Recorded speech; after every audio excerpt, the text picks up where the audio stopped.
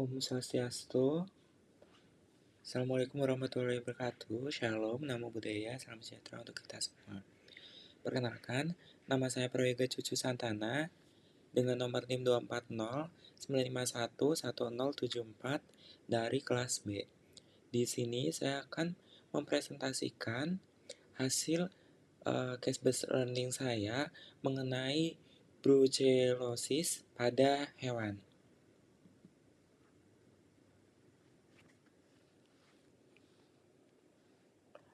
Brucellosis sendiri merupakan salah satu penyakit menular yang sangat penting dalam dunia peternakan. Penyakit ini disebabkan oleh bakteri Brucella sp dan termasuk ke dalam penyakit zoonosis yang artinya dapat menular dari hewan ke manusia. Penyakit ini sering menyerang seperti sapi, kambing, domba, babi, bahkan anjing, dan dapat menimbulkan gejala seperti keguguran atau aborts, retensi plasenta, otitis pada pejantan, dan penurunan kesuburan secara umum. Latar belakangnya sendiri, mengapa topik ini penting?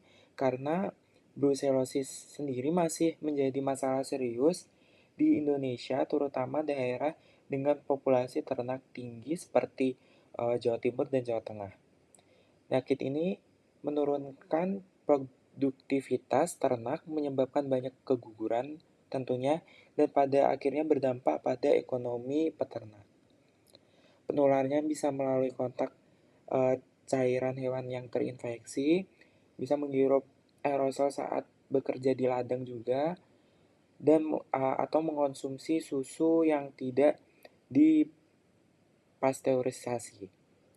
Karena sifatnya yang menular luas dan berdampak besar, penyakit ini termasuk dalam penyakit hewan menular strategis oleh Kementerian Pertanian.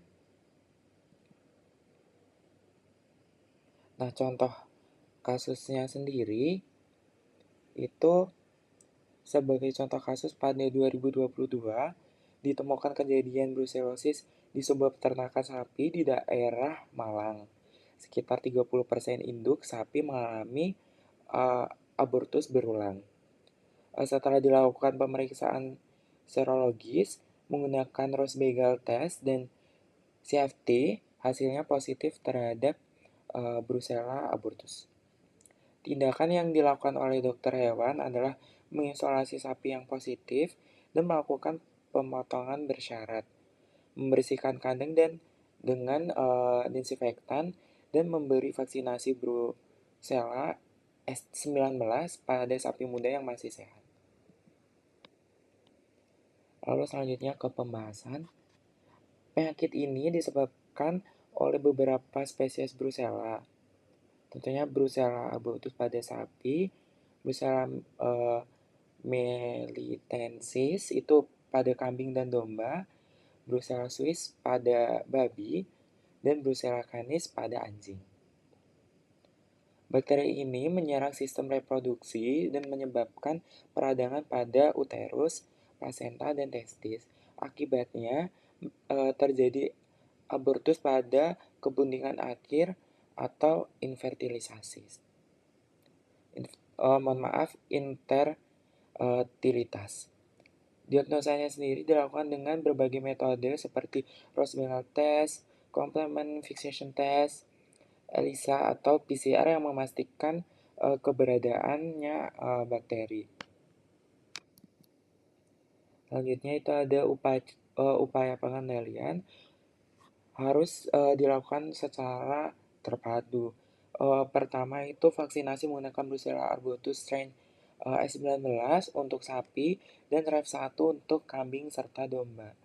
Kedua, penerapan prinsip tes dan slaughter, artinya hewan positif segera dipotong agar tidak menularkan ke hewan lainnya. Ketiga, penerapan biosecurity, itu membersihkan kandang, peralatan, dan memastikan kebersihan lingkungan. Selain itu, hindari konsumsi susu mentah dan lakukan edukasi rutin kepada peternak tentang berbahayanya penyakit ini. Untuk sarannya sendiri, sebagai saran, pemerintah harus memperluas program vaksinasi nasional untuk brusellosis. Peternak harus memberikan edukasi pentingnya biosecurity dan bahayanya penyakit zoonosis. Dan setiap peternak sebaiknya memiliki protokol kesehatan yang ketat. Selain itu, perlu dilakukan penelitian lanjut untuk mengembangkan vaksin lokal dan metode diagnosis yang lebih cepat secara akurat. Kesimpulannya sendiri, brucellosis adalah penyakit zoonosis yang penting dan masih menjadi ancaman bagi peternakan Indonesia. Penyakit ini disebabkan oleh Brucella sp yang menyerang sistem reproduksi dan menyebabkan abortus infertilitas. Dan penjagaan dan pengendalian hanya dapat berhasil jika ada kerjasama antara peternak, dokter hewan, dan pemerintah tentunya. Melalui vaksinasi, pemotongan hewan positif, dan penerapan biosecurity serta edukasi yang berkelanjutan. Sekian pemaparan case based learning dari saya. Saya tutup dengan Parama Santi. Om Santi Santi Santi Om. Wassalamualaikum warahmatullahi wabarakatuh. Shalom, namo buddhaya, dan salam sejahtera untuk kita.